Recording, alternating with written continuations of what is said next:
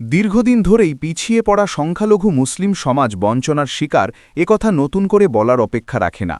দেশের নাগরিক হয়েও এই সমাজের মানুষ কখনোই রাজক্ষমতার কেন্দ্রে নিজেদের স্থান করে নিতে পারেনি, বরং যারা ক্ষমতায় থেকেছে তারা বারবার এই জনগোষ্ঠীর কাঁধে বন্দুক রেখে নিজেদের স্বার্থসিদ্ধি করেছে।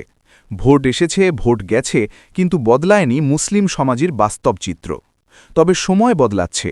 দেরিতে হলেও মুসলিম সমাজ আজ বুঝতে পেরেছে, আর নয় পরনির্ভর রাজনীতি, আর নয় ভাগাটে টিমে খেলা। সমাজের মানুষ এখন স্পষ্ট সিদ্ধান্ত নিয়েছে, তারা আর কারো দাসত্ব করবে না। নিজেদের দল, নিজেদের নেতৃত্ব, এই বিশ্বাস নিয়েই এবার নিজেরাই মাঠে নামতে প্রস্তুত।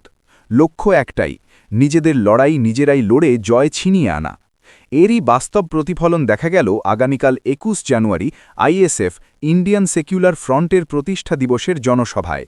নওশাদ সিদ্দিকীর নেতৃত্বে শহীদ মিনার সংলগ্ন মাঠে আয়োজিত এই সভা কার্যত জনসমুদ্রে রূপ নেয়। রাজ্যের নানা প্রান্ত থেকে হাজার হাজার মানুষ এসে উপস্থিত হন।